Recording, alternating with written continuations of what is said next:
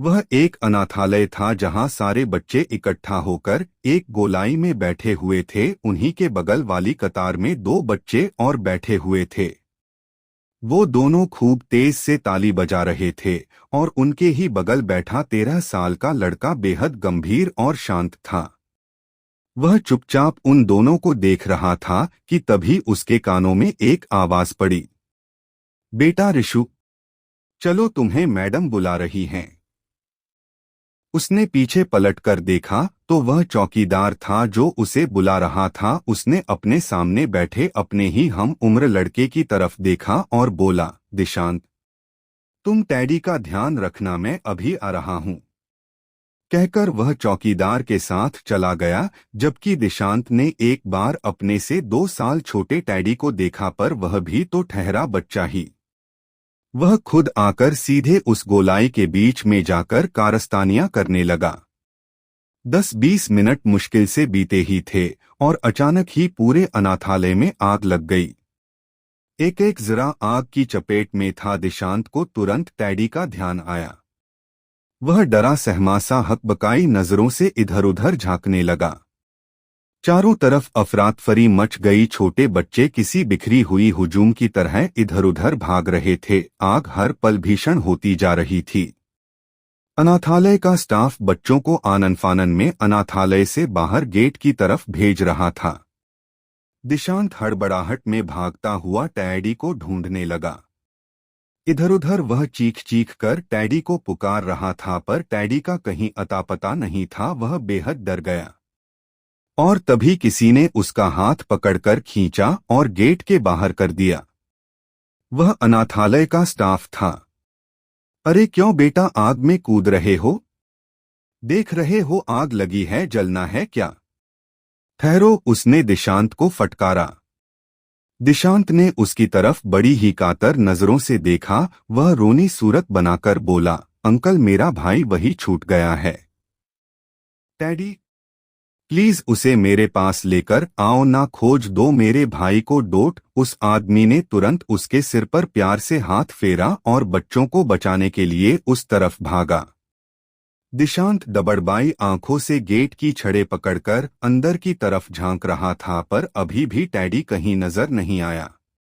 तभी भागते हुए रिशान वहां पहुंचा। रिशान ने दिशांत को झकझोरते हुए पूछा, कहाँ है टैडी? दिशांत को रोता देखकर वह बुरी तरह घबरा गया। भाई, वो टैडी अंदर ही छूट गया है, दिशांत ने रोते हुए कहा। रिशान ने गुस्से में दिशांत को परे झटका और खींचकर 2 थप्पड़ उसके गाल पर जड़ दिए। वह गेट के ऊपर चढ़कर गेट पार करके अंदर कूद गया। अंदर की ओर वह भागा ही था कि चौकीदार ने उसका हाथ पकड़कर खींचा तो वह गुस्से में बोल पड़ा, प्लीज मेरा हाथ छोड़ दो, मेरा भाई अंदर है, मैं टैडी को बचा लूंगा। उसके जबड़े भिंचे हुए थे। चौकीदार ने उसे समझाया, पर रिशान मानने को तैयार ही नहीं था। उसने जबरन रिशान को गेट के बाहर खींचा और गेट बंद कर दिया और अंदर बच्चों को बचाने के लिए भागा। रिशान बदहवास आंखों से अंदर का नजारा देख रहा था। जर्रा जर्रा आग की चपेट में था। कहीं खंभे तो कहीं लकड़ी के तख्ते जलकर बहरा रहे थे। रिशान की आंखों से भरभराकर आंसू गिर पड़े। वह 13 साल का मासूम अपने भाई को आग में ढूंढ रहा था, पर उसका कहीं भी नामोनिशान नहीं था। तभी पीछे से दिशांत आकर उसके गले से लटक गया। रिशान ने बेचैनी से उसे गले से लगा लिया और दोनों भाई फफक कर रो पड़े। दिशांत अभी अभी यही धुंधली यादें टटोल कर आंखों में आंसू लिए सोच रहा था कि तभी उसका फोन घनघनाया। उसने अपना सिर झटका और अपनी जेब में फोन टटोलने लगा। हाँ भाई। अच्छा, लोकेशन ओके भेज, मैं पहुंचता हूं, कहकर दिशांत ने फोन रख दिया और उठ खड़ा हुआ। उसकी नजर बगल सोते हुए सोम पर गई और उसने उसकी गर्दन पर जमकर एक घूंसा जमाया। अबे उठ जा गधे, देख रिशान से पहले वहां पहुंचना है, समझ आई, कहकर वह उसके कान में चिल्लाया और सोम हक बकाकर उठ बैठा। क्या रिशान भाई कहाँ है? सोम आंख मींचते हुए बोला। इस पर दिशांत जोर से ठठाकर हंस पड़ा। रिशान का खौफ तो देखो, क्या डरा रखा है बंदे ने सबको। वह हंसा और सोम ने बुरा सा मुंह बनाया। उसने अपनी जैकेट उठाई और दोनों कार में बैठकर लोकेशन की तरफ निकल गए। डोंट वरी, प्लीज घबराओ मत तुम लोग। मैं मैं यहां पर तुम लोगों को बचाने ही आई हूं। देखो ज्यादा टाइम नहीं है, मैं कुछ भी एक्सप्लेन नहीं कर सकती। जल्दी चलो मेरे साथ प्लीज। वह कोई 24 साल की गोरी चिट्टी लड़की थी। उसने वाइट टी शर्ट और उसके ऊपर मिंट ग्रीन कलर का लेदर जैकेट पहन रखा था और नीचे रनिंग शूज थे। वह सामने 5 लड़कियों को डरी सहमी देखकर उन्हें पहले से ही समझाने लगी। वे पांचों की पांचों बुरी तरह घबराई हुई थीं। उनके चेहरे पर और हाथों पर बने जख्मों के निशान से अंदाजा लगाया जा सकता था कि कुछ लोगों ने उनके साथ जोर जबरदस्ती की थी। वह बेचारी पांचों कतराई नजरों से उस लड़की को देख रही थीं। उसने झट से अपने बैग से आईडी कार्ड निकाला और उन पांचों में से एक को थमा दिया। यह मेरा आईडी कार्ड। मैं एक एनजीओ से हूं। यहां मैं तुम लोगों को बचाने ही आई हूं। मैं उन लोगों में से नहीं जिन्होंने तुम्हें यहां पर कैद किया है। उन पांचों ने घूर कर आईडी कार्ड को देखा और थोड़ी राहत की सांस ली। पर नहीं, मैं नहीं जाऊंगी। अगर उन लोगों ने हमें देख लिया और पकड़ लिया तो वे और भी टॉर्चर करेंगे। उसमें से एक घबराई हुई बोली। तो उस लड़की ने अपना सिर पीट लिया। उसने गहरी सांस खींची और दोबारा उन पांचों के चेहरे को देखकर बोली, अभी जिस कंडीशन में हो क्या उससे भी बुरी कंडीशन आएगी। प्लीज मेरी बात सुनो और यहां से निकलो। मैंने पुलिस को कॉल कर दिया है, वह लोग बहुत ही होंगे। पास ही में मेरी जीप खड़ी है, हम वहां से निकल जाएंगे। इन हैवानों की पहुंच से बहुत दूर, कहकर उसने उन पांचों की तरफ बड़ी ही उम्मीद से देखा। उनमें से एक उस लड़की के साथ आ गई, पर कोशिश करने में क्या हर्ज है। इस नर्क से बेहतर तो मौत है, उस साथ आई लड़की ने कहा और उसे देखते चारों की चारों उसके पीछे आ गईं। वह लड़की मुस्कुराई। उसने उन पांचों की तरफ देखा और अपने पीछे आने का इशारा किया। वह आगे बढ़ी और सीढ़ियों से नीचे उतर गई। बगल में ही एक कमरा था। वह झट से उसमें घुसी और पांचों की पांचों उसके पीछे। उसने खिड़की से झांककर बाहर की तरफ अच्छे से मुआयना किया। बाहर कोई नहीं था। बस कुछ ही दूर से लगा एक जंगल शुरू था। यह निपट सुनसान इलाका था। ये कोई उजाड़ खखाड़ सी एक बिल्डिंग थी जहां पर इन पांचों लड़कियों को कैद करके रखा गया था। उसने उन पांचों को सामने दिखते एक टीन शेड की तरफ इशारा किया और वे पांचों की पांचों एक ही बार में झटके से भागकर उसके ओट में छिप गई। पीछे पीछे वह लड़की भागी और वह भी टिन शेड की ओट में आ गई। उसने उन पांचों की तरफ देखा और आगे बढ़ने का इशारा करते हुए बोली, बस 2 मिनट की दूरी पर मेरी जीप खड़ी है, जल्दी आ जाओ। यहां से निकलते हैं, उन लोगों की खैर पुलिस ही पूछेगी। Don't worry. उसके चेहरे पर एक कड़वाहट तैर गई। सामने झाड़ियों में एक जीप खड़ी हुई नजर आई। पांचों उस पर बैठी और उस लड़की ने ड्राइविंग सीट संभाली। अभी उसने जीप स्टार्ट ही की थी कि धड़धड़ाती आवाजों ने उन सबों को चौंका दिया। लड़कियों ने अपने कानों पर हाथ रखा और आंख मूंदते ही डर से कांप उठीं। वह गोलियों की आवाज थी जो एक के बाद एक ताबड़तोड़ चली आ रही थी। और तभी उसकी जीप के पिछले टायर पर 3-4 गोलियां आ धंसीं और एक भीषण फुसफुसाहट के साथ टायर जमीन पर चिपक गया। वह लड़की हैरानी और सदमे से यह सब महसूस तो कर रही थी, पर उनमें हिम्मत नहीं थी कि वह पीछे पलटकर देख सकें। वह एक काली कार थी जो सामने से चली आ रही थी। तकरीबन 8 से 10 कदम की दूरी पर कार रुकी और उसमें से नजर आया वह एक बेहद शांत बैठा हुआ एक लड़का। वो रिशान था। उसका एक हाथ स्टीयरिंग पर था और दूसरा खिड़की से बाहर। उसके हाथ में गन थमी हुई थी। वह आराम से कार से बाहर निकला। अपनी आंखों पर चढ़े गॉगल को उसने उतारा। पूरा काले रंग में लदाफना, कुछ अपेक्षाकृत लंबे बाल जो गर्दन तक लटक रहे थे पर माथे भी लटक रहे थे।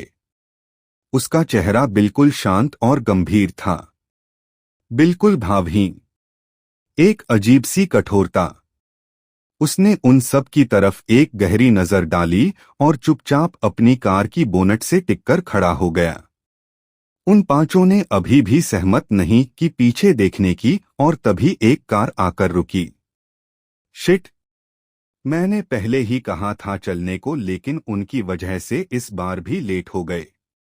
देख, रिशान पहले पहुंच गया। वह दिशांत था जो सोम को देखकर उस पर भुनभुना रहा था। रिशान ने एक नजर उन दोनों पर डाली और हाथ बांधते हुए बोला, लड़कियों को लेकर जाओ। सोम और दिशांत चुपचाप उस ओर बढ़ गए। लड़कियां इतनी सहमी हुई थी कि सोम के वहां पहुंचते ही पांचों की पांचों जीप से तुरंत उतरकर उसकी तरफ आकर खड़ी हो गईं। सोम ने अपनी बंदूक निकाली ही थी कि तभी एक तेज चीखती आवाज से हर कोई चौंक गया। हे, स्टॉप इट! क्या कर रही हो तुम सब? इनसे डरने की जरूरत नहीं है। पुलिस अभी आ ही रही होगी। यह कुछ नहीं कर सकते। ड्राइविंग सीट पर बैठी लड़की उछलकर उनके सामने आई। वह गुस्से में सबको देख रही थी। सोम ने कुछ कहना ही चाहा था कि उस लड़की ने बड़ी फुर्ती से उसके हाथ से गन छीनी और उन सब की तरफ लहराते हुए बोली, अपनी अपनी जगह पर खड़े हो जाओ। किसी ने अगर हरकत करने की कोशिश की तो मैं उसे जान से मार दूंगी। याद रखना, इन 5 लड़कियों को तुम लोग कहीं नहीं ले जा सकते। वह गुस्से में बोली और सबके सब हैरानी से उसे देखने लगे। देखो, अपनी जान पर बेवजह आफत मोल ले रही हो। हमें जाने दो। जैसा तुम समझ रही हो ऐसा कुछ नहीं है। बाद में पछताने के सिवा तुम्हारे पास कुछ नहीं होगा। हमें जाने दो। यह दिशांत था जो बड़े आराम से बोल रहा था। I said put down your gun, उस लड़की ने गुस्से में कहा तो दिशांत ने अपनी गन नीचे रख दी। अपने बास को भी बोलो नी बेंड करें, उसने रिशान की तरफ देखकर नफरत से कहा। रिशान उसे ही गौर से देख रहा था। वो गन पॉइंट की सीध में चलने लगा उस लड़की के। वो आगे बढ़ता गया। महज अंगुली भर फासले पर दोनों खड़े थे। उस लड़की के शरीर में कंपकंपी सी दौड़ गई। गन थामे उंगलियों में तेज सिहरन हो रही थी। रिशान रुका और फिर आगे बढ़ गया। गन का सिरा रिशान के सीने में चुभा।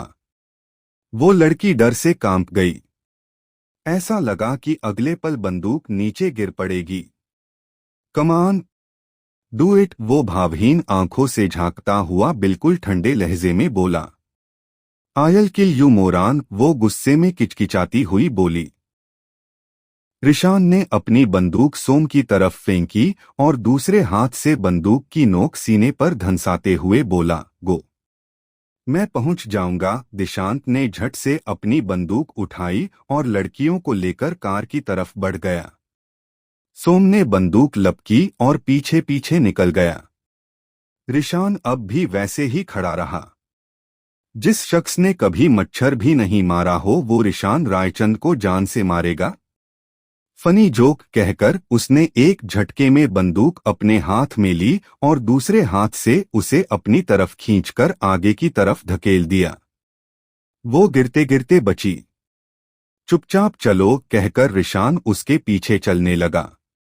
वो चुपचाप आहिस्ता से सिर झुकाए चलने लगी और तभी वो एकाएक पलटी। उसने एक जोरदार मुक्का रिशान के होठों पर मारा और सीधे जंगल की तरफ भागी। रिशान अचानक हुए हमले से अचकचा गया। उसने अपनी उंगलियां होठों पर फिराईं। हल्का खून निकल आया था। उसने गुस्से में अपना हाथ झटका और उस ओर भागा। वो बदहवासी में उससे भी तेज भाग रही थी जितना वो भाग सकती थी। उसने पीछे पलटकर देखा तो रिशान कहीं नजर नहीं आया। उसने राहत की सांस ली और अपनी चाल हल्की धीमी की ही थी कि अचानक वो किसी चीज से टकरा गई। वो बुरी तरह चिहुक उठी। सामने रिशान उसे गुस्से में घूरते हुए खड़ा। इस जंगल का हर कोना छान रखा है, मैंने मुझसे छुपने को हर कोना नाकाफी है, उसने बिल्कुल सख्त और नफरत से कहा और उसे पीछे की तरफ जोर से धक्का दिया। वो बुरी तरह लड़खड़ाकर पीठ के बल गिर पड़ी। वो चुपचाप उठी और आगे चलने लगी। उसकी आंखों से कुछ बूंदें लुढ़ककर जमीन पर जा गिरीं और अगले ही पल उसने झट से मुक्का घुमाया पर रिशान ने उसकी मुट्ठी को अपनी मुट्ठी में कैद कर लिया। उसका दांव उल्टा पड़ चुका था। रिशान ने बेहद नफरत से उसके बाजू को पकड़कर अपनी तरफ खींचा। हमेशा एक ही बार मौका देता हूं, धोखे का या भरोसे का। तुम्हारी बारी अब खत्म। चुपचाप चलो वरना मेरे पास और भी तरीके हैं, कहकर उसने गुस्से में उसे पीछे की तरफ धकाया। यू हैवान हो तुम, आयल किल यू, कहकर वो गुस्से में आगे बढ़ी पर रिशान ने झट से उसके कनपटी के हल्के नीचे गर्दन पर 2 उंगलियां रखकर दबाया और वो भरभराकर रिशान के ऊपर ही बेहोश हो गई। रिशान ने उसे गोद में उठाया और बगल वाली सीट पर बिठा दिया। वह उसकी सीट बेल्ट बांध रहा था जब उस लड़की की बैग से कुछ गिरा। रिशान ने झुककर उठाया। वो उसका आईडी कार्ड था। कृषा कपूर तो समाज सेवी है, तभी सोचूं, वो हल्के से फुसफुसाया और आईडी कार्ड पीछे की सीट पर फेंककर कार स्टार्ट कर दी। असम। अगला दिन। जहां तक नजर पहुंच रही थी सिर्फ पेड़ों और दूबों की झुरमुट में लिपटी हरियाली ही नजर आ रही थी।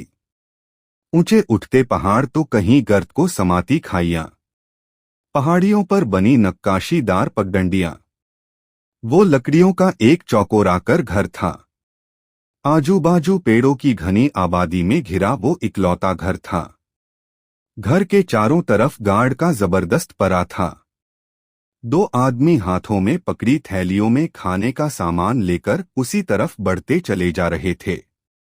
भाई, वो लड़की अब तक सो रही है क्या? दिशांत ने हाथ में पकड़ी थैलियों को सेंटर टेबल पर रखते हुए पूछा। क्यों?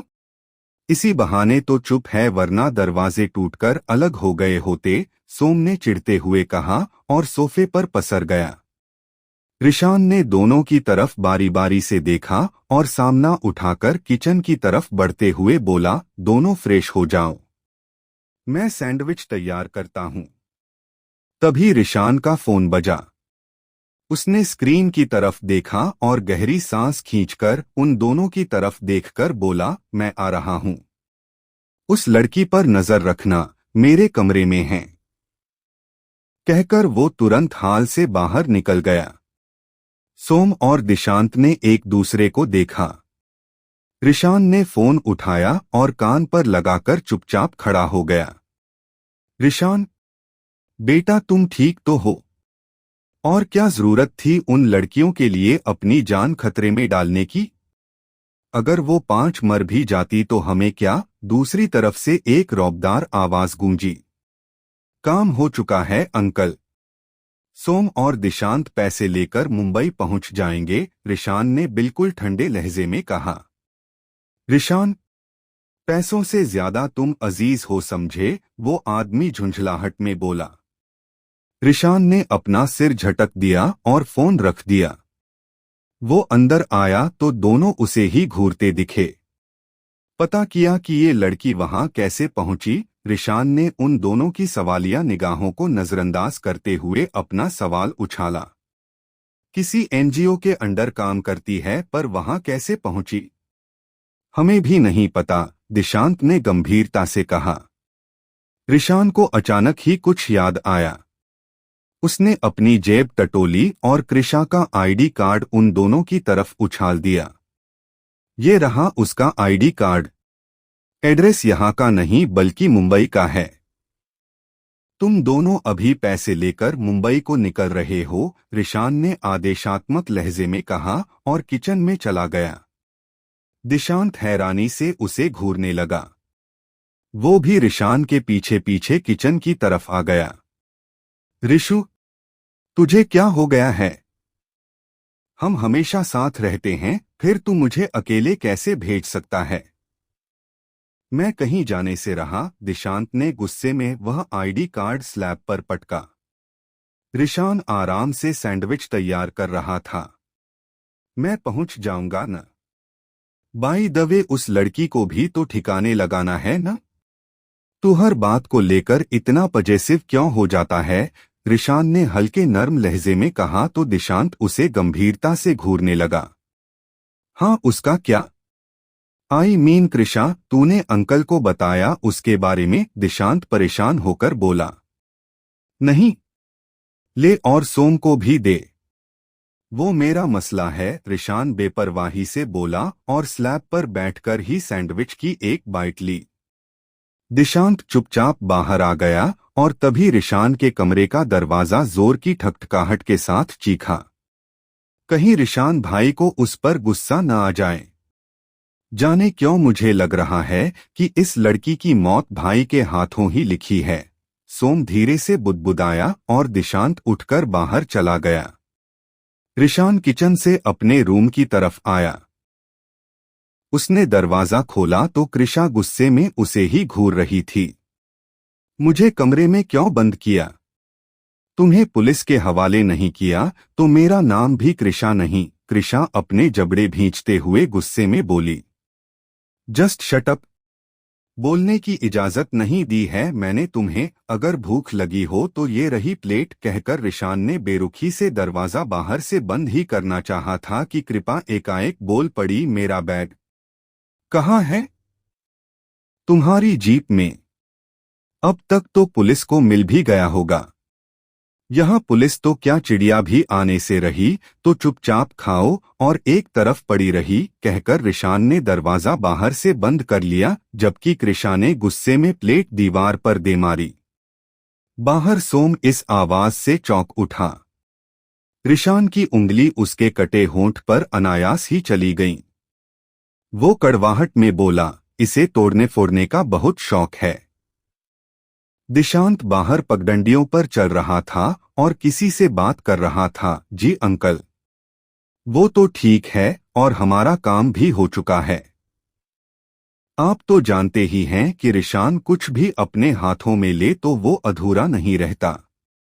पर एक प्रॉब्लम हो गई है, दिशांत ने कहा और कृषा के बारे में सोचने लगा। दूसरी तरफ एक चिहुंकी हुई आवाज आई। कैसी प्रॉब्लम? वो दरअसल हम जब तक उन लड़कियों के पास पहुंचे वहां कोई कृषा नाम की लड़की पहले ही पहुंच गई थी। रिशान ने गुस्से में उसे हमारे साथ ही कैद करके रखा है, दिशांत ने आहिस्ता से कहा और चुप हो गया। व्हाट? रिशान, इस लड़के का तो मुझे कभी समझ नहीं आता, न दो शब्द बात करना है न सुनता है, बस अपने मन की करनी है। पता भी है कि कपूर हमारे पीछे हाथ धोकर पड़ा है और उस लड़की ने अगर कुछ भी ऐसा वैसा बयान दे दिया हमारे खिलाफ तो हमें लेने के देने पड़ जाएंगे, समझे? अरे समझाओ अपने उस जिद्दी दोस्त को। वो आदमी बुरी तरह झल्लाया हुआ बोला। दिशांत ने गहरी सांस खींची। अब क्या करना है अंकल? उसने पूछा। मार डालो उसे। रिशान से कहो कि असम की किसी पहाड़ी में उसे मारकर धक्का दे दे, बाकी मैं संभाल लूंगा। दूसरी तरफ से वो आदमी बेहद बर्बरता से बोला तो दिशांत हकबकाकर चिहुक उठा। क्या? पर अंकल, दिशांत ने कुछ कहना ही चाहा पर दूसरी तरफ से वो आदमी दृढ़ता से बोला, कह दिया मार दो तो बात खत्म। फोन कट गया। दिशांत परेशान सा घर की तरफ देखने लगा। वो सब इस वक्त असम में थे। अनाथालय में हुई दुर्घटना के बाद मिस्टर नीरज सिंघल ने ही रिशान और दिशांत को अपने घर में पनाह दी, यहाँ तक कि अपने बेटे जैसा ही प्यार दिया। दोनों उस वक्त बच्चे ही थे और अंदर पनपी कड़वाहट ने दोनों को इस ओर आगे बढ़ने को उकसा दिया। मुंबई, ढेरों लोगों का हुजूम उमड़ पड़ा था। कई सारे पोस्टर और बैनर दीवारों पर लगे हुए थे। वो एक बड़ा और व्यवस्थित मंच था जिस पर खड़े एक नवयुवक ने अपने सामने शोर मचाती भीड़ को देखकर अपना हाथ उठाया और बोलना शुरू किया, हेलो, नमस्ते, मैं हूं निशान। तो स्वागत है आप सबका हमारे चाइल्ड वेलफेयर फंड की इस छोटी सी मीटिंग में। जैसा कि आप सब जानते हैं कि बच्चों और महिलाओं के लिए हमारा एनजीओ दिन रात मेहनत कर रहा है और आप सब भी उसमें अपना भरपूर सहयोग कर रहे हैं।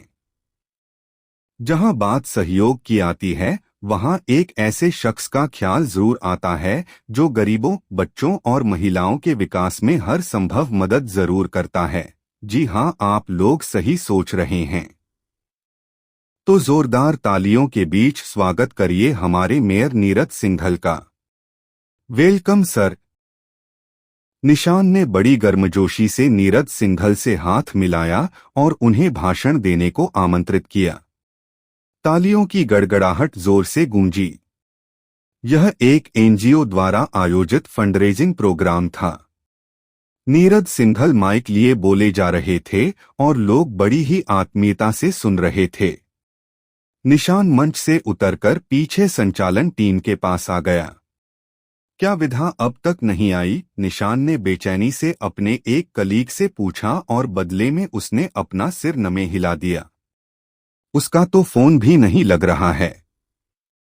प्लान के मुताबिक वो उन 5 लड़कियों को लेकर यहां पहुंचने वाली थी और आज के ही दिन हमें उस शख्स को एक्सपोज करना था जो इन सब के पीछे था। पर कहाँ रह गई वो? ये विधा की एक दोस्त वीना थी। निशान ने असमंजस में उसकी ओर देखा, तभी उसकी नजर सामने आते 28 साल के शख्स पर पड़ी और उसकी आंखें चौड़ी हो गईं। और निशान, कैसा चल रहा है तुम्हारा ये खैरात इकट्ठा करने वाला प्रोग्राम? उस आदमी ने खिल्ली उड़ाते हुए कहा तो निशान भी हंसा। मेयर साहब ने 50 लाख डोनेट किया है और अब आप भी कम से कम 20 लाख तो दे ही देंगे। क्यों भाई? निशान ने दाव चला तो वो आदमी हंस पड़ा। भाई, इतने बड़े एनजीओ को मेरे पैसे का क्या काम? वैसे भी ये खैरात औरों से लो, भला घरवालों की ही जेब क्यों काटने पर तुले हो? वो हंसते हुए बोला तो बदले में निशान भी हंस पड़ा। हम विवेन भाई, आइए न अंदर, वीना तपाक से बोली तो विवेन इधर उधर देखने लगा। विधा कहीं नजर नहीं आ रही है। इस लड़की की समाज सेवा से हैरान हो चुका हूं मैं। भला फोन भी बंद करना क्या जरूरी हो या है? विवेन ने चिढ़ते हुए कहा। निशान और वीना ने एक दूसरे को सहमी नजरों से देखा। भाई दरअसल वो अपने दूसरे प्रोजेक्ट पर काम कर रही है। निशान ने तपाक से जो सूझा वही कह दिया। चलो ठीक है, फिर चलता हूं। आए तो कहना कि कभी कभी उस कुटिया में भी कदम रख दिया करें जिसे हम घर कहते हैं, विवेन ने कुड़ते हुए कहा और चला गया। उन दोनों ने राहत की सांस ली। यार, ये विधा तो हमें भी मरवाएगी।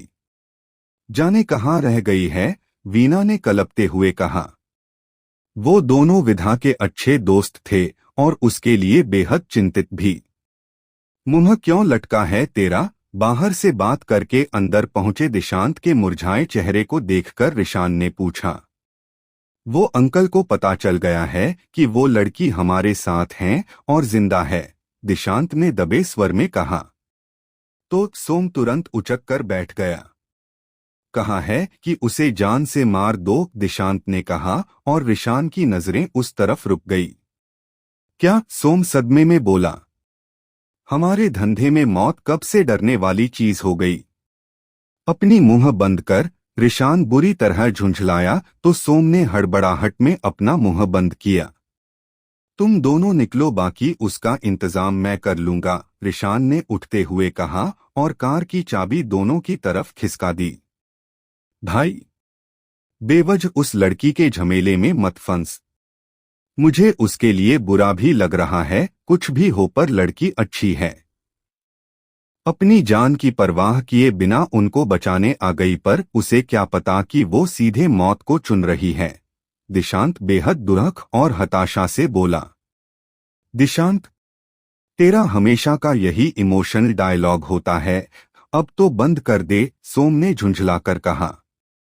हर कोई मेरी तरह पत्थर दिल नहीं होता, पर अपनी ये नरमी दुनिया को दिखाने की जरूरत नहीं है, रिशान ने अजीब भाव में कहा। दिशांत ने सिर हिलाया और सोम के साथ मुंबई को निकल गया।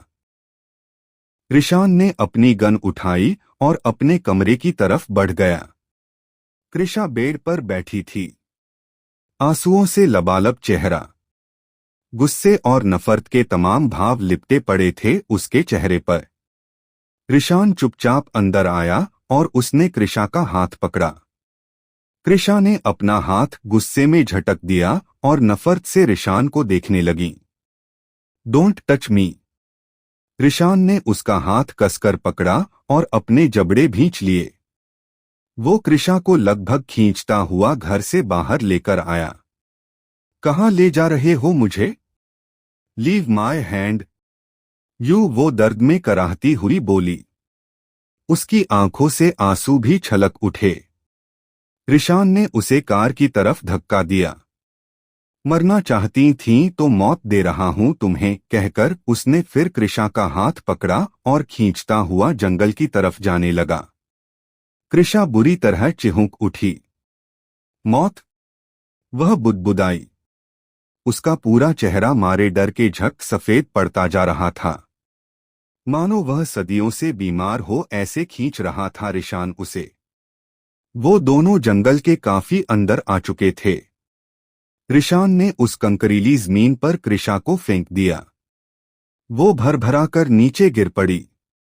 रिशान ने उस पर अपनी गन तान दी और बड़ी बेरहम नजरों से उसे देखने लगा। अचानक ही वो उठ खड़ी हुई। नो, नो, तुम ऐसा नहीं कर सकते। देखो, मुझे मरवा नहीं है। मेरे भाई और डैड बहुत परेशान होंगे। तुम जो कहोगे मैं करने को तैयार हूं, पर मरना नहीं चाहती, वो मारे डर और घबराहट के लड़बड़ाई जुबान में बोले जा रही थी। आंखें कितनी दफा बह चुकी थीं। बेहद कातर नजरों से वो मिन्नतें कर रही थी, पर रिशान बिल्कुल भावहीन सा खड़ा रहा, जैसे वो पत्थर हो जिन पर आंसुओं और खुशियों का असर होता ही नहीं। तुम भी तो इंसान हो, फिर मुझे कैसे मार सकते हो?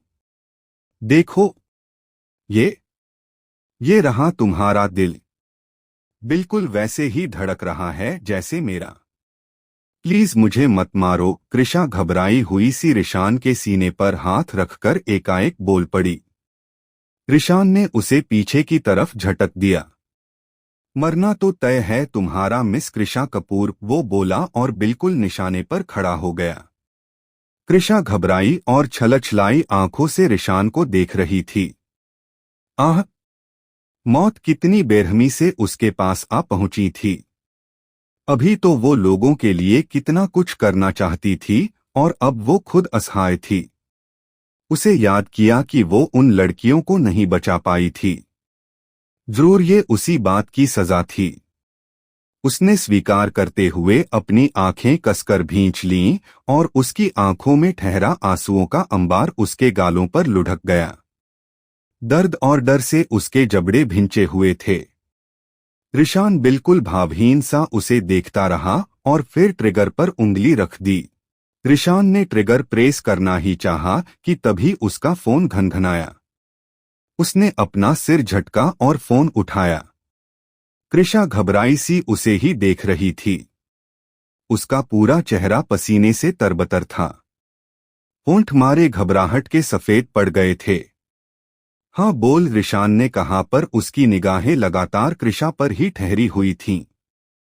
भाई, वो विधा कपूर है, कोई कृषा नहीं। अरे उसी कपूर की बेटी। जरूर उस कपूर ने हमें फंसाने को उसे भेजा था। दूसरी तरफ से दिशांत हकबकाया सा बोला। रिशान बस हैरानी से कृषा को घूर रहा था। तू टेंशन न ले, अब उसकी गर्दन मेरे हाथ में है, वो बस फड़फड़ाएगा, पर अफसोस, बेचारा कुछ कर नहीं सकता। रिशान ने ठंडे लहजे में कहा और फोन जेब में रख लिया। उसने दोबारा गन कृषा पर पॉइंट की और बोला, देखो तुम मरना नहीं चाहती तो क्यों न हम एक डील करते हैं। बोलो, क्या? कैसी डील? मैं कुछ भी करने को तैयार हूं, उसने कहा और रिशान को अनिश्चितता से घूरने लगी। शादी? तुम्हें मुझसे शादी करनी होगी विधा कपूर, रिशान ने नफरत से कहा और विधा चिहुक उठी। शादी? क्या इस तरह उसके सारे अरमान चकनाचूर हो जाएंगे? क्या एक हैवान से वो शादी कर जिंदा रह पाएगी? अरे, वो ये क्यों सोच रही है? उसे जिंदा रहना होगा उन बच्चों और महिलाओं के लिए जिन्हें उसकी सख्त जरूरत है। वो सिर्फ अपनी खुशियों के बारे में क्यों सोच रही है? विधा कब से खुद के तर्कों पर जूझ रही थी। क्या यही था उसकी खुशियों का अंत? मेरा एक पल भी मैं तुम पर जाया नहीं कर सकता, रिशान बेरुखी से बोला। शादी? ओके, पर मेरे डैड और भाई को तो बताना पड़ेगा न। ऐसे कैसे, वो कह ही रही थी जब रिशान बोल पड़ा, तुम कोई बच्ची नहीं हो। तुम्हें तो अपनी फैमिली को सरप्राइज देना है। सरप्राइज? वो तल्ख लहजे में बोला तो विधा उसे अनिश्चितता से घूरने लगी। रिशान ने बेहद नफरत से उसकी तरफ देखा और विधा हड़बड़ाकर बोली, मुझे मंजूर है। रिशान ने गन नीचे की और विधा का हाथ पकड़कर वापस लौटने लगा। विधा ठगी सी बस उसे ही देख रही थी। उसकी आंखें छलछला उठीं, जबड़े भिंचे पर रिशान के लिए उसके दिल में पनपी नफरत और बढ़ गई। दूर तक नजर आती गाड़ियों की कतारें और बीच से टकराता संदर का शोर मुंबई की फिजाओं में अजीब सी कशिश पैदा कर रही थी। वो दोनों फर्द चुपचाप कार में बैठे इन्हीं व्यस्त सड़कों को नाप रहे थे।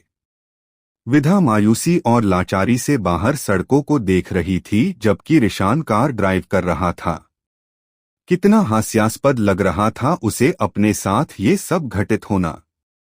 कहाँ वो महिलाओं के अधिकारों और उनके हक के लिए आड़ी तिरछी गलियों की खाक छानती थी और कहाँ आज वो खुद इतनी बेबस है। उसका दिल कचोट उठा।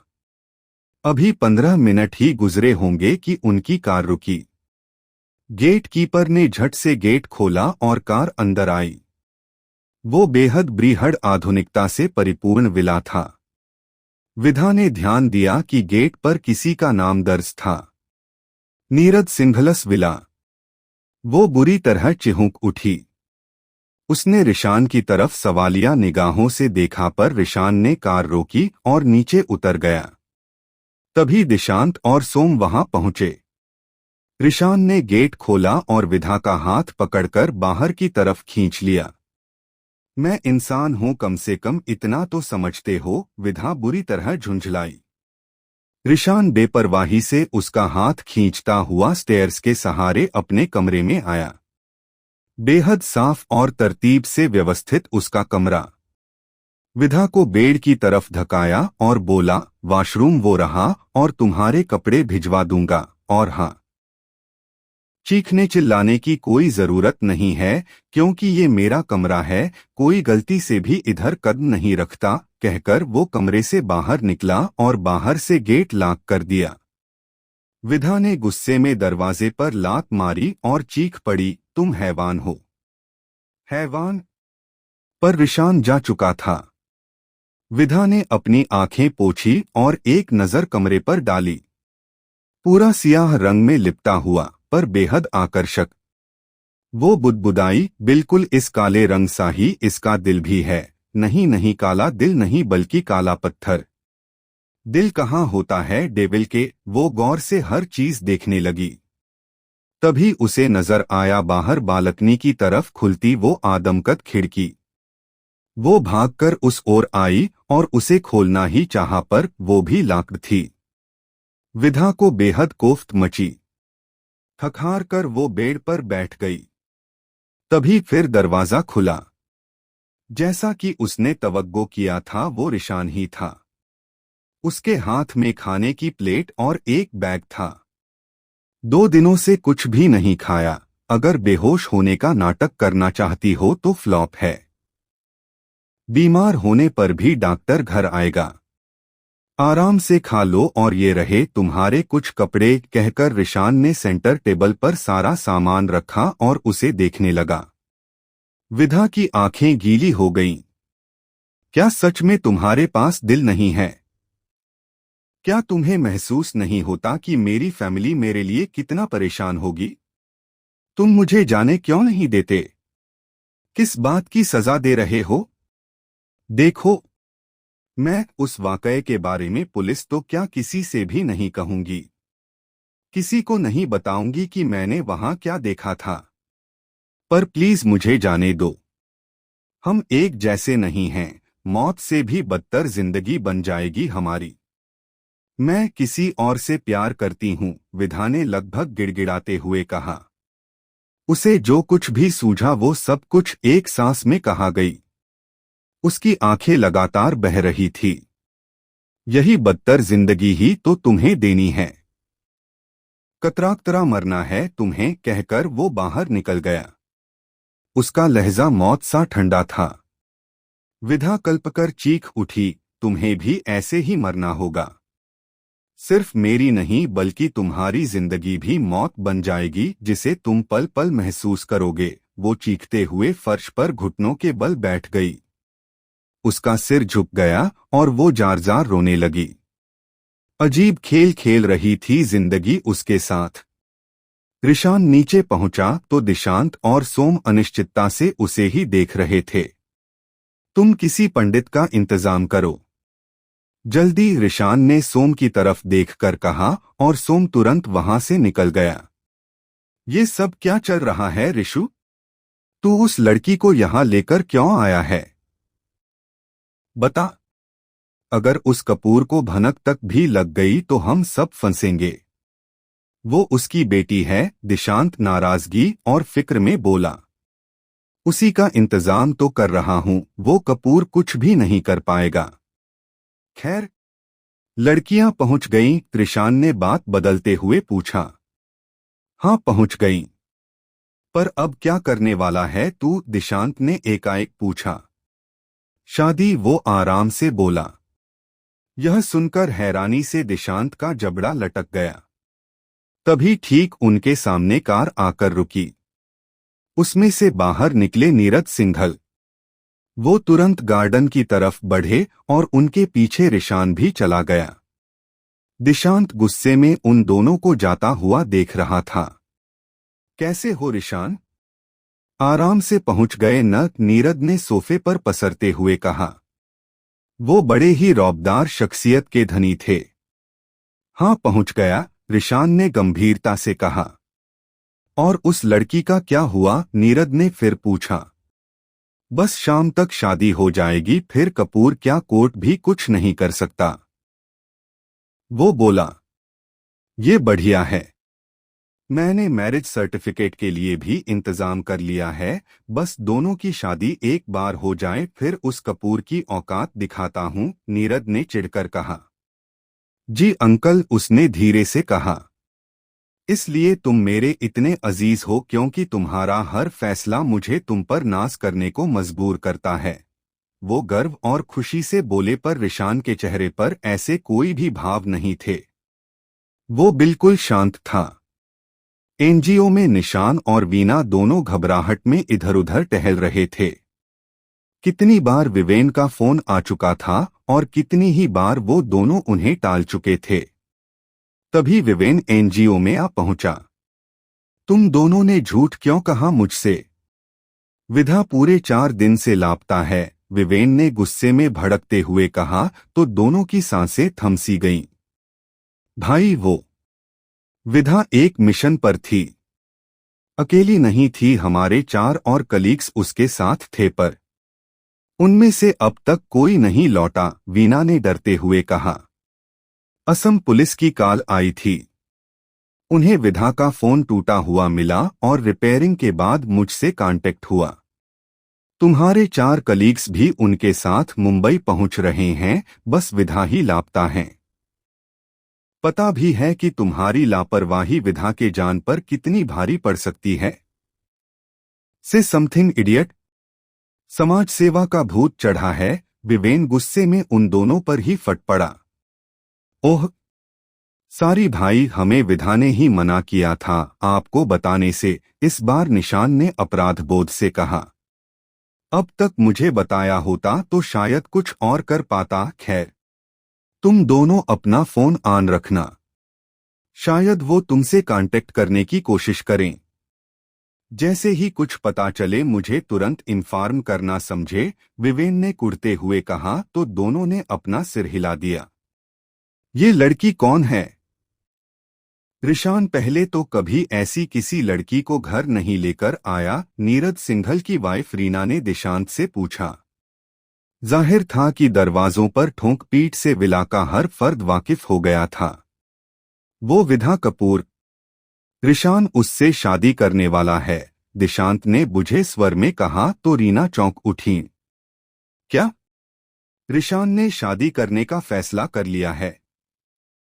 फिर उसने विधा को बंद क्यों किया है? वो हैरानी से बोली। क्योंकि ये शादी जबरदस्ती हो रही है, दिशांत ने दांत पीसते हुए कहा। रीना चौंक उठी। नीरद ने ही ऋशान को सुझाया होगा, पर वो तो अपनी मर्जी का मालिक है। शायद उसे उस लड़की से प्यार। कहते कहते वो चुप हो गई। प्यार और ऋशान, दोनों का रास्ता ही बिल्कुल अलहदा है आंटी। ये सब तो उस कपूर को नीचा दिखाने के लिए हो रहा है। सब मेरी ही गलती है। न मैंने उसकी आईडी चेक करने को अंकल के पास भेजी होती, नहीं ये पता चलता कि वो कपूर की बेटी है। ये सब अंकल का ही प्लान है। विधा ने तो अपनी पहचान भी कृषा के रूप में छुपा रखी थी, पर मेरी बेवकूफी की वजह से वो इस फसाद में फंस गई। दिशांत को खुद पर ही गुस्सा आ रहा था। रीना ने पल भर कुछ सोचा और बोली, तुम्हारे पास चाबी तो होगी ना उसके कमरे की? दिशांत ने असमंजस में अपना सिर हिलाया और उनकी तरफ देखने लगा। ऋशान कहीं गया हुआ था। विधा कमरे की हर चीज तोड़फोड़ रही थी जब उसके कमरे का दरवाजा खुला। इस बार रीना अंदर आई। रीना को यहां देख विधा भागकर उनके पास आ गई। आंटी प्लीज मुझे यहां से बाहर निकालिए। आपके बेटे ने मुझे जबरदस्ती यहां कैद किया है। मेरे घर वाले परेशान हो रहे होंगे, वो तो मुझसे जबरदस्ती शादी भी करने वाला है। प्लीज मुझे बचा लीजिए। विधा उनका हाथ पकड़कर रो पड़ी। रीना ने उसके गालों को प्यार से छुआ। ऋषु इतना बुरा नहीं है बेटा, वो बस खुद से लड़ रहा है, पर मैं तुम्हें इस विला में कैद नहीं होने दूंगी। डोंट वरी, रीना ने कहा तो विधान ने राहत की सांस ली। और तभी दिशांत अंदर आया। मैं आपको यहां से सेफली निकाल लूंगा, सब मेरी गलती है तो सुधारूंगा मैं ही, दिशांत ने पछतावे से कहा तो विधा ने बड़ी उम्मीद से उसे देखा। दिशांत जानता था कि वो क्या कर रहा है, पर ऋशान के एक गलत फैसले के कारण वो विधा की जिंदगी बर्बाद नहीं करना चाहता था। कमरा पहले की तरह ही लॉक कर दिया गया। कॉस्ट्यूम डिजाइनर भी आ पहुंचे थे विधा और ऋशान के शादी के जोड़े के लिए। रीना ने उनके बीच में ही विधा को भी एक हेल्पिंग वर्कर की तरह छुपा दिया। दिशांत बाहर चौकसी कर रहा था। ऋशान यहां नहीं था, ये सबसे बड़ी राहत थी। वो ध्यान से दिशांत को देखकर बोली, मैं तुम्हारा ये एहसान कभी नहीं भूलूंगी। तुम बिल्कुल अलग हो उस हैवान से। ये सब छोड़ दो। हम मत। वो बस थोड़ा रूड है पर हैवान नहीं है। अपने भाई को धोखा दे रहा हूं और इसके बदले में मैं आपसे कुछ चाहता हूं, दिशांत बहुत आत्मीयता से बोला। क्या? बताओ, विधा भी अब सहज महसूस कर रही थी। इसके बारे में पुलिस को कुछ मत बताना। आप जैसा समझ रही हैं ऐसा कुछ भी नहीं है, वो बोला तो विधा ने महसूस किया कि दिशांत ऋशान के लिए कितना फिक्रमंद है। दिशांत का कद उसकी नजर में बहुत ऊपर उठ गया। उसने एक गहरी सांस खींची और बाहर निकल गई।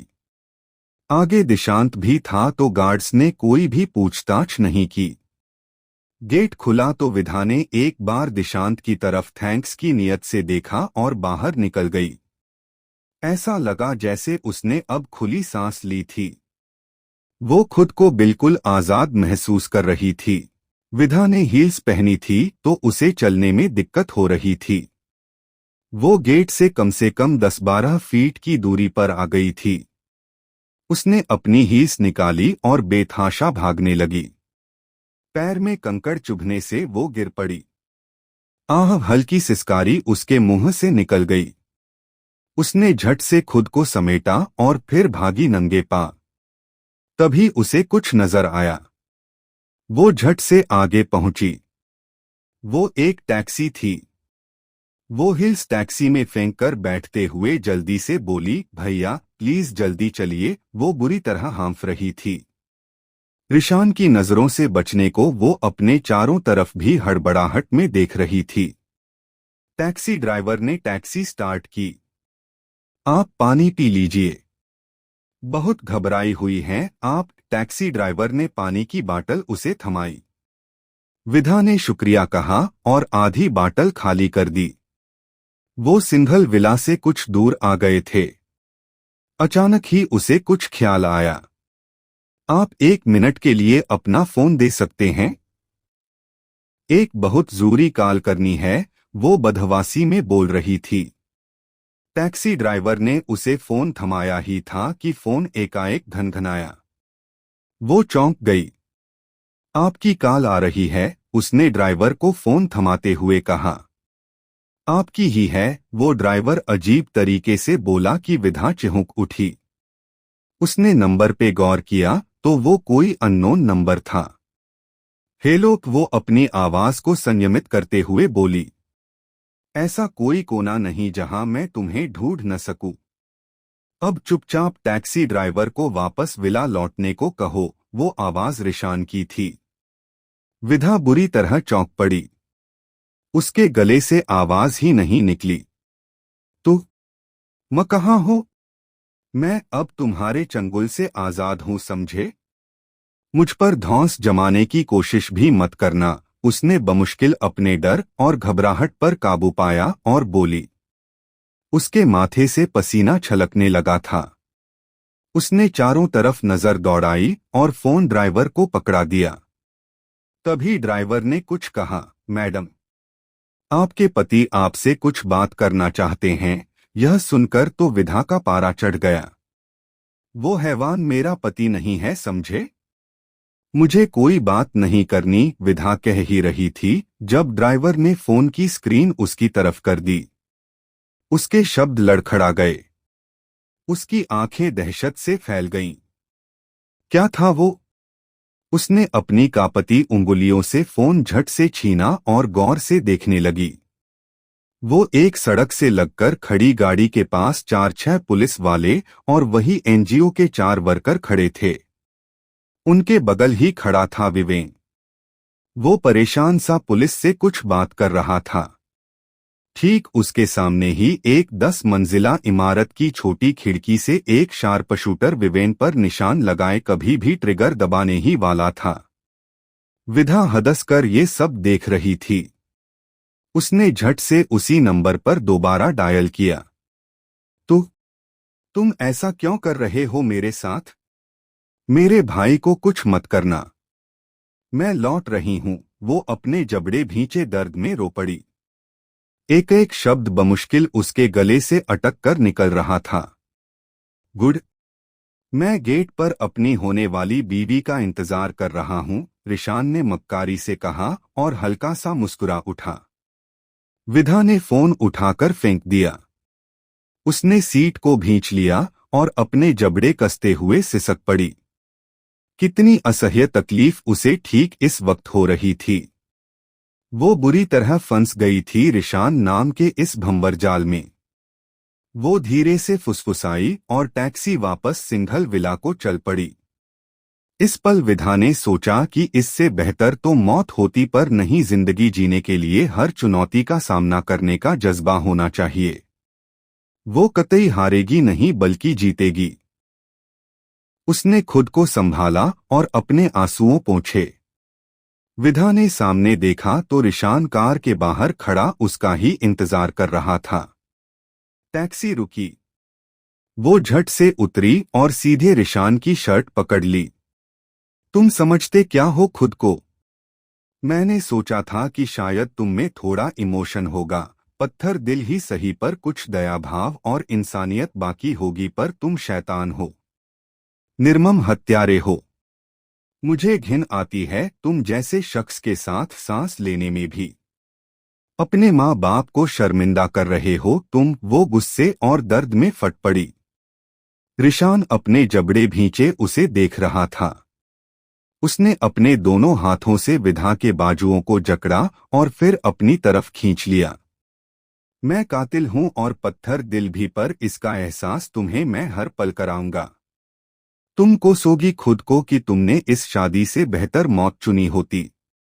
वादा रहा अगर तुम्हारी जिंदगी नर्क न बनाई तो। कृषान की आंखें गुस्से में धधक उठीं।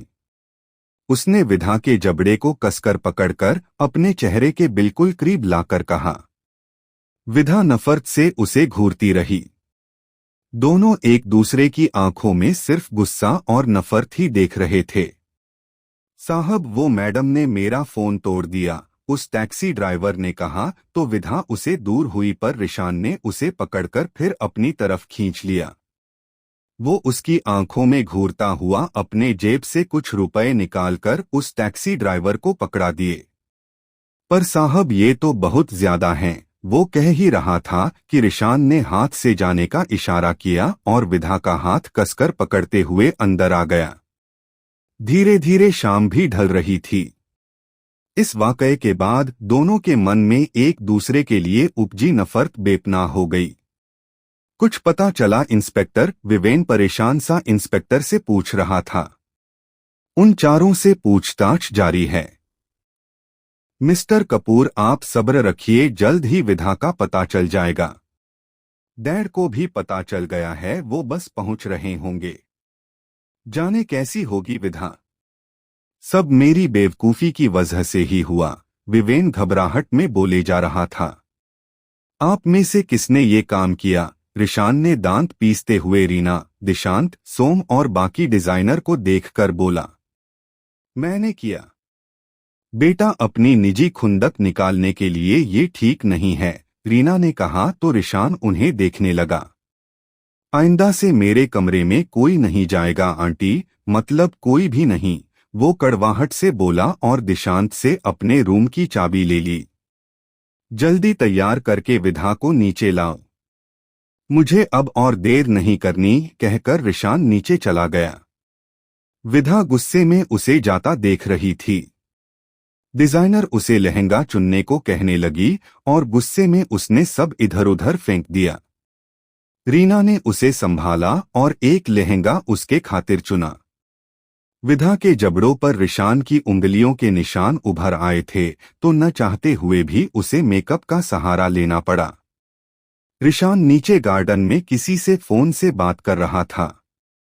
जैसे ही कॉल खत्म कर लो पीछे पलटा तो दिशांत उसे गुस्से में घूर रहा था। रिशान बेपरवाही से सिर झटकते हुए बोला, तेरे सवालों के लिए न वक्त है मेरे पास और न ही जवाब, अभी चुपचाप अंदर चल, कहकर वो आगे बढ़ा पर दिशांत ने उसका हाथ पकड़कर रोक लिया। ये शादी है और क्या तू इसे निभा पाएगा? तू उसकी जिंदगी क्यों बिगाड़ रहा है? दिशांत गुस्से में बिफर पड़ा। उसे अपनी हैवानियत की हद दिखाऊंगा, रिशान ने हर शब्द चबाते हुए कहा। तू बाद में पछताएगा। अगर तू उससे प्यार करता फिर शादी करता तो मुझे कोई दिक्कत नहीं थी, पर अब है। तू दिल से नहीं दिमाग से खेल रहा है, दिशांत ने उसे आखिरी दफा समझाने की कोशिश की। अभी तो मैंने तुझसे ये भी नहीं पूछा कि तूने उसे यहाँ से भगाने में मदद क्यों की। मैं जानता था कि तू ये जरूर करेगा और मैं पहले ही तैयार था। मैंने तुझे मौका दिया और देख वो फिर यही आ गई है। ये रहमदिली छोड़ दें, कहकर रिशान ने उसका कंधा थपथपाया और अंदर चला गया। उसे भी वेडिंग सूट पहनना था। अंदर हाल को ही कुछ सफेद फूलों और लाइट्स से डेकोरेट किया गया था। बीच में ही एक मंडप तैयार हुआ था जो कि सफेद फूलों से लबरेज था। रिशान ने ब्लैक टक्सीडो पहना हुआ था। वो काफी हैंडसम भी लग रहा था। एक पंडित और मैरिज ब्यूरो से रजिस्ट्रार आ चुके थे।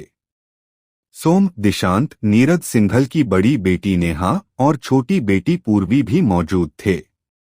रीना, नीरद और नेहा का पति अंकुश भी बैठे हुए थे। इनके अलावा बस घर के ही हेल्पिंग स्टाफ मौजूद थे। घड़ी देखकर नीरद बोले, जाओ रीना, दुल्हन को लेकर आओ। आप रहने दीजिए आंटी, पूजा तुम जाओ लेकर आओ। रिशान ने जानबूझकर रीना को मना किया और घर की एक फीमेल हेल्पिंग वर्कर को जाने का आदेश दिया। पूजा तुरंत ऊपर गई। कुछ देर बाद वो सीढ़ियों से हड़बड़ाकर लौटी। रिशान भाई, वो आने से मना कर रही हैं, पूजा ने कहा तो रिशान ने गुस्से में अपनी आंखें भींच लीं। वो तेज कदमों से ऊपर की तरफ गया। जब आज शादी होनी ही है तो फिर इसका क्या मतलब? चलो आ जाओ नीचे, सब तुम्हारा ही इंतजार कर रहे हैं, रिशान ने दरवाजा खोलकर बड़ी ही शालीनता से कहा। विधा ने उसकी तरफ देखा। उसकी आंखें पूरी तरह से लाल पड़ चुकी थीं। उसने लाल लहंगे की जगह झक सफेद पोशाक चुनी थी। बिल्कुल हल्का मेकअप, पूरा सफेद लिबास और आंखों में बिल्कुल सफेदी ओढ़े वो दुल्हन तो बिल्कुल भी नहीं लग रही थी। तुमसे शादी करने से अच्छा तो मैं मर ही जाऊं, वो घृणा से बोली। रिशान ने अपना सिर झटका और उसका हाथ पकड़ लिया। चुपचाप नीचे चलो वरना अंजाम से वाकिफ हो तुम, वो सीधी तरह धमकी भरे लहजे में बोला और आगे बढ़ा पर विधा ने गुस्से में उसे पीछे की तरफ धकेल दिया। वो दीवार से जा लगा। अगले ही पल उसने विधा की कमर पर हाथ रखकर अपनी तरफ तेजी से खींचा कि वो सीधे उसके गले जा लगी। चुपचाप चलो, समझी? एहसान तुम नहीं बल्कि मैं कर रहा हूं तुम पर, वो उसकी गर्दन पर हाथ रखकर हर शब्द चबाते हुए गुस्से में बोला और उसका हाथ थामे नीचे पहुंच गया। सारी डेकोरेशन देखकर विधा का मन कड़वाहट से भर गई। दोनों नीचे पहुंचे और मंडप में बैठ गए। पंडित ने जरूरी मंत्रोच्चार शुरू किया। विधा ने सफेद कपड़े क्यों पहने? अरे शादी में तो लाल ही शुभ होता है, नेहा फुसफुसाई। उसे पसंद है। रंगों से प्यार थोड़े कम होता है, रीना मुस्कुराकर बोली और दोनों को देखने लगी। नीरद ने किसी को मैसेज किया और शादी देखने लगे। दिशांत गुस्से में रिशान को घूर रहा था। फेरे, सिंदूरदान, जयमाल लगभग सारी रस्में पूरी हो चुकी थीं। कन्यादान रीना ने किया था। दोनों मैरिज सर्टिफिकेट पर साइन कर रहे थे। विधा अंदर ही अंदर टूट चुकी थी। फाइनली दोनों की शादी हो चुकी थी। कांग्रेचुलेशन बच्चों। अब एक शानदार रिसेप्शन होगा जिसमें हर कोई इनवाइट होगा। कपूर खानदान भी। नीरद ने दोनों को बधाई देते हुए खुशी से कहा।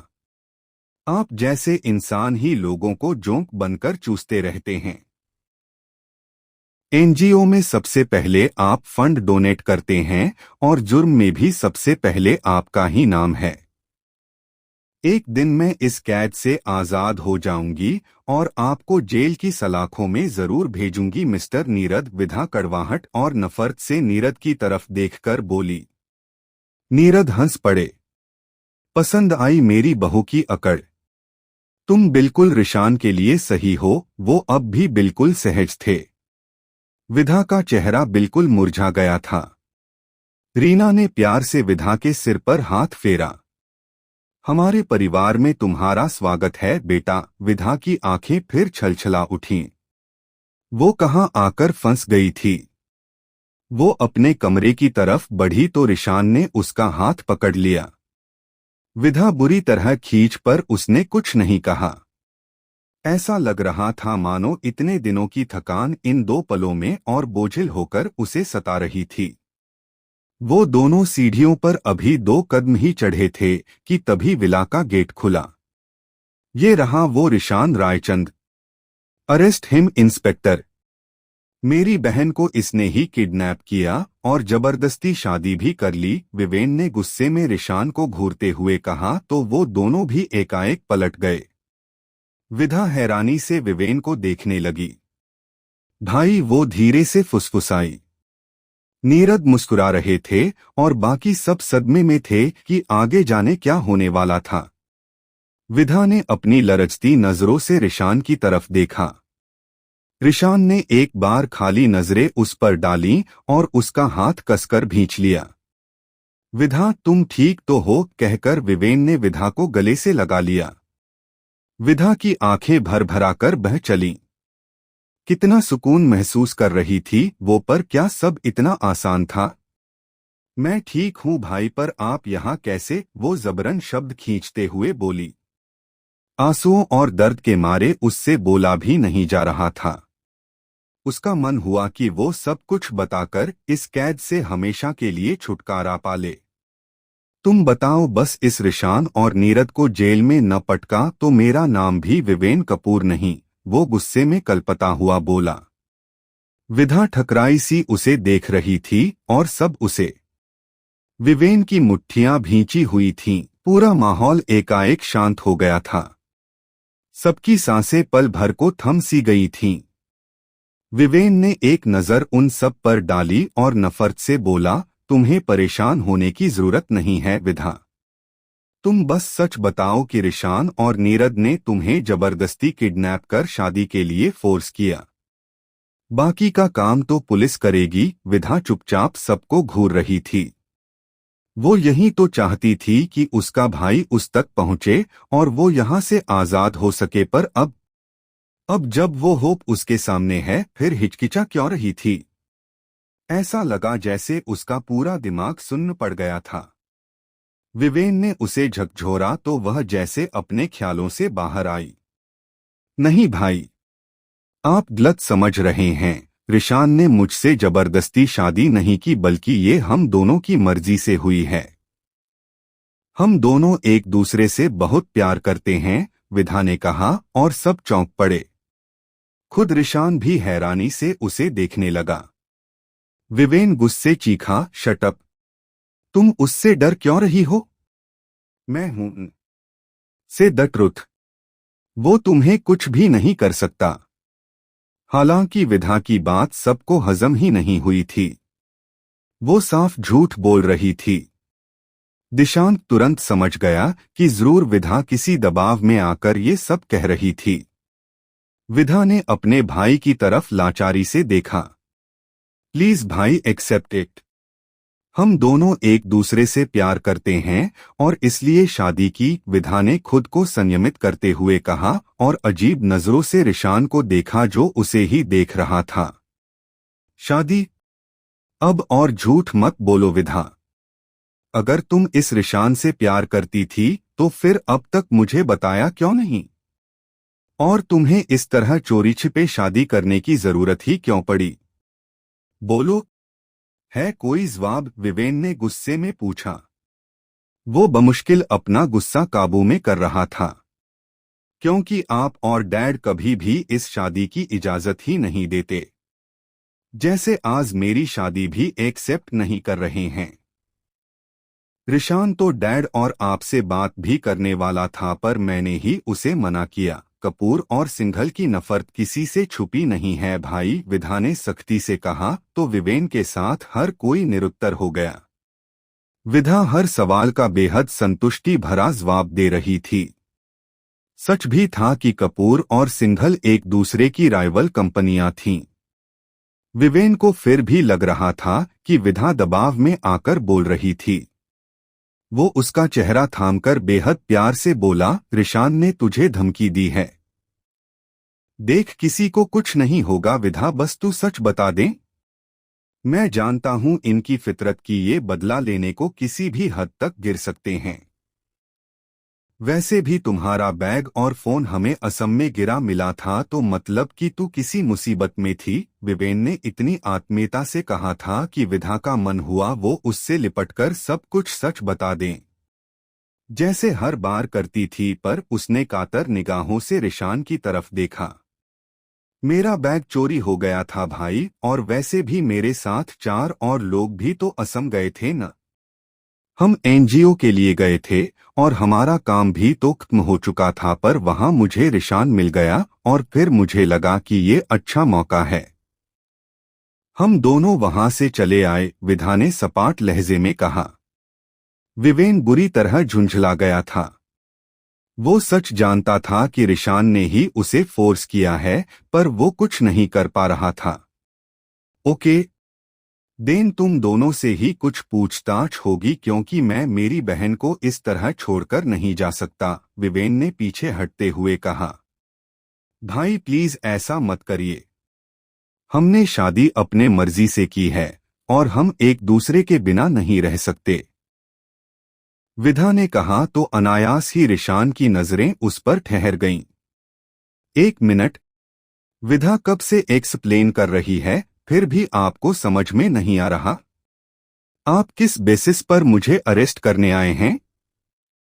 देखिए, बेहतर होगा कि आप यहां से तुरंत चले जाएं, वरना मजबूरन मुझे अपने वकील को बुलाना पड़ेगा। रिशान की सख्त आवाज गूंजी तो सब उसकी तरफ देखने लगे। I am sorry mister Kapoor, but हम इसमें कुछ भी नहीं कर सकते हैं। सब कुछ आपकी बहन के मन मुताबिक ही हुआ है, तो कहकर इंस्पेक्टर चुप हो गया। विवेन ठगा सा महसूस कर रहा था। तभी मिस्टर वेद कपूर वहां आ पहुंचे। चलो विधा, तुम्हें तो इस गुस्ताखी का खामियाजा भुगतना होगा। सिंघल खून के आंसू न रुलाए तो मेरा नाम भी वेद कपूर नहीं, कहकर वेद ने विधा का हाथ पकड़ा और बाहर जाने लगे, पर अचानक ही रुक गए। उन्होंने पीछे पलटकर देखा तो रिशान ने विधा का हाथ थाम रखा था और विधा रुक गई थी। रिशान आगे बढ़ा और वेद के हाथों से विधा का हाथ छुड़ा लिया। वो हल्के से मुस्कुराया। एक दिन तो बेटी को विदा करना ही पड़ता है कपूर साहब, और अब तो विधा मेरी बीवी है। मेरी इजाजत के बिना आप उसे कहीं नहीं ले जा सकते।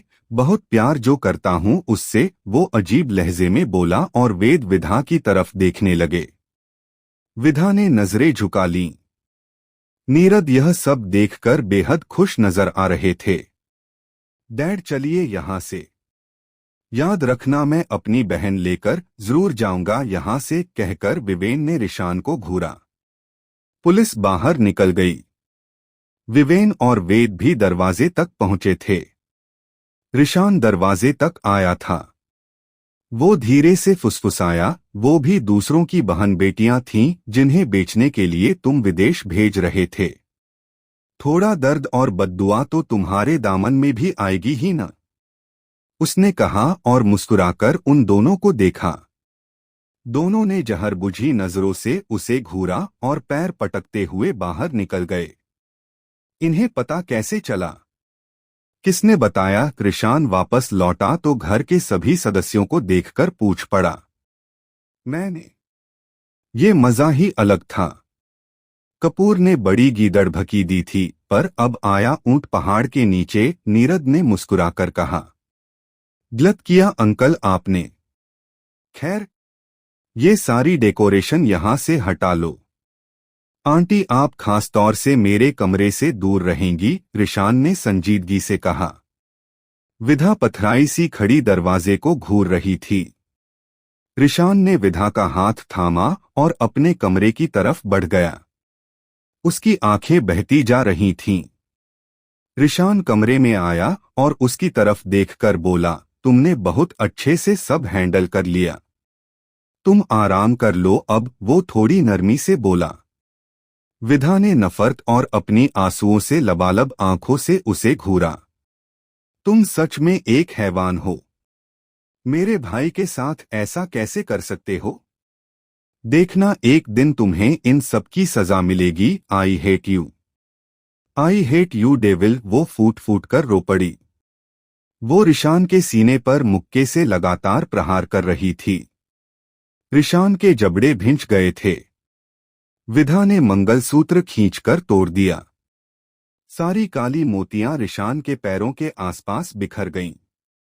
उसने अपने हाथ से सिंदूर पोंछा और गुस्से में बोली, आई प्रॉमिस यू, तुम्हारा ये सियाह सच और रंगत एक दिन अपनी इसी सफेदी में खाक कर दूंगी। हमारा कोई मेल कभी नहीं हो सकता रिशान रायचंद, तुम सियाह हो और मैं सफेद। तुम्हें बुराइयां पसंद हैं और मुझे उनका अस्तित्व मिटाना पसंद है।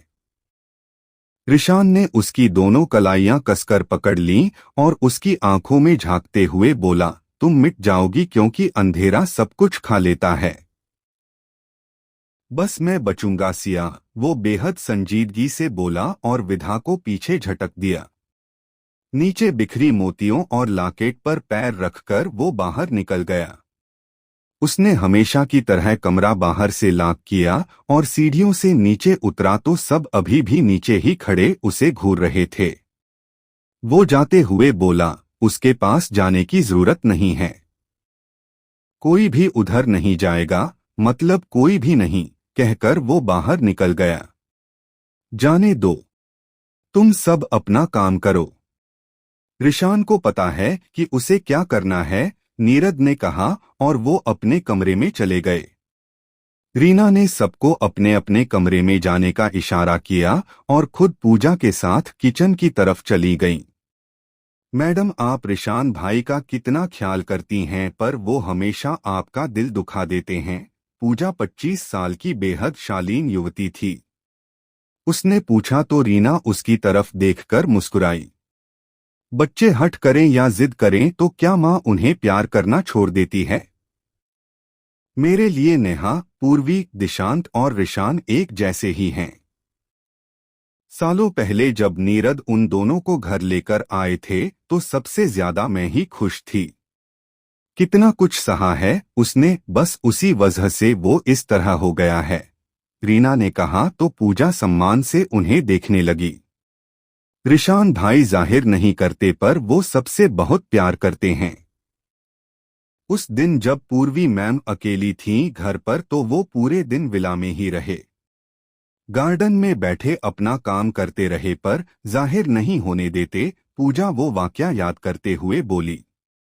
रीना मुस्कुरा उठी। ये सब डाइनिंग टेबल पर लगाओ, तब तक मैं सबको बुलाकर लाती हूँ, रीना ने कहा और जाने लगी।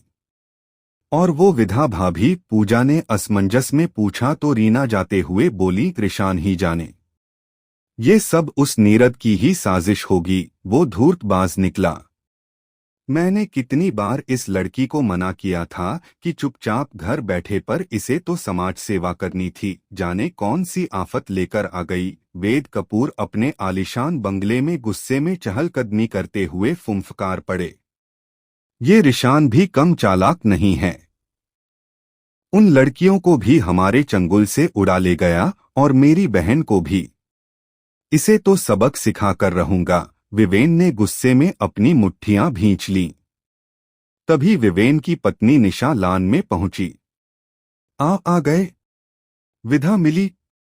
कहाँ है वो? निशा ने घबराकर पूछा तो विवेन असहाय नजरों से उसे देखने लगा। उस नीरद ने जानबूझकर मुझे मैसेज किया था ताकि वो हमारी बेइज्जती कर सके और हमें अपने ही घर में जलील कर सके। मुझे पहले ही अंदाजा होता तो मैं कभी वहां जाता ही नहीं। विधा भी तो हफ्ते हफ्ते उस एनजीओ के लिए घर नहीं आती, तो मुझे लगा कि फिर ऐसा ही कोई काम आन पड़ा होगा। वेद उस अपमान का विष अब भी चख रहे थे। क्या हुआ? विधा ठीक तो है? निशा ने अनिश्चितता से पूछा। रिशान रायचंद को तो जानती हो न? दोनों ने शादी कर ली है, पर मैं जानता हूं कि ये शादी उस रिशान ने जबरदस्ती ही की होगी। वो निशा को सब कुछ बताते हुए सोफे पर पसर गया।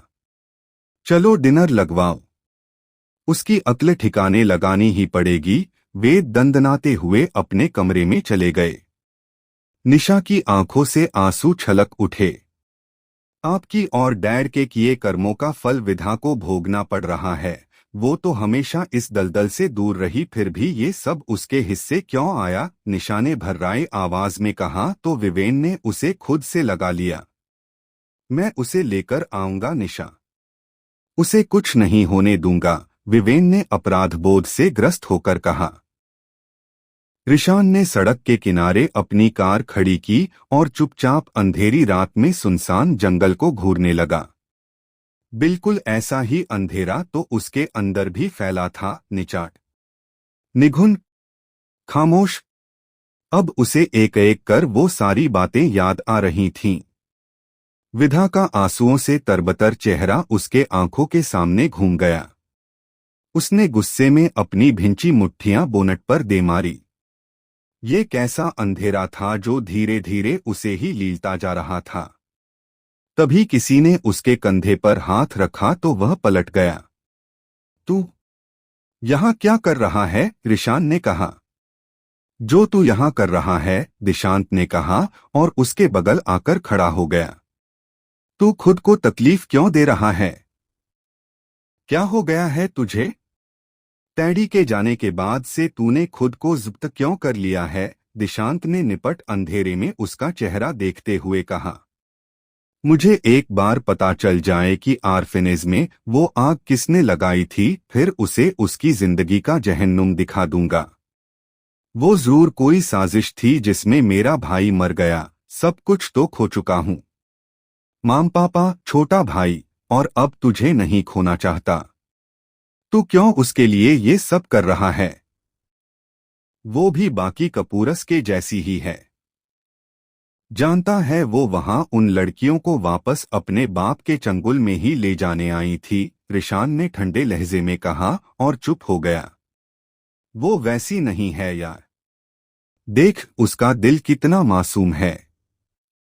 और जरूरी तो नहीं कि जो उसका बाप और भाई कर रहा है वो भी वही सब करती हो। दिशांत ने फिर विधा के पक्ष में अपना तर्क रखा तो रिशान ने उसे घूरा। तू मेरा भाई कम उसकी तीमारदारी ज्यादा नहीं कर रहा है? रिशान ने बिगड़ते हुए कहा तो दिशांत हंसते हुए बोला, क्यों नहीं? आखिर वो मेरी भाभी हुई और मैं उनका प्यारा सा नटखट देवर। कहकर वो खिलखिला उठा और रिशान उसे खींचते हुए देखने लगा। बस कपूर से अपना काम निकलवाते ही उसे उसके घर छोड़ आऊंगा। डाइवोर्स के साथ। वो तो अचानक ही मेरे प्लान में आ गई, वरना शादी तक तो मैंने भी नहीं सोचा था। मौत को जेब में रखकर घूमता हूँ, वो फिर बोला तो दिशांत भी शांत हो गया। एक वो ही तो था जिससे रिशान अपने मन की दो चार बातें बांट पाता था, जिसको उसने खुद को डांटने डपटने का हक दिया था। दोनों चुपचाप उस अंधेरी रात में बैठे रहे। क्या होगा रिशान का अगला कदम? विधा अब क्या करने वाली थी? क्या वो चुप रहती या इस हालात से लड़ती? जानने के लिए सुनते रहिए रोमांच और एडवेंचर से भरी कहानी और जुड़े रहे हमारे साथ। अगर कहानी पसंद आई तो वीडियो को लाइक करें और चैनल को सब्सक्राइब जरूर करें और बेल आइकन को दबाना मत भूलें, जिससे आगे की कहानी की नोटिफिकेशन आपके पास पहुंच जाए।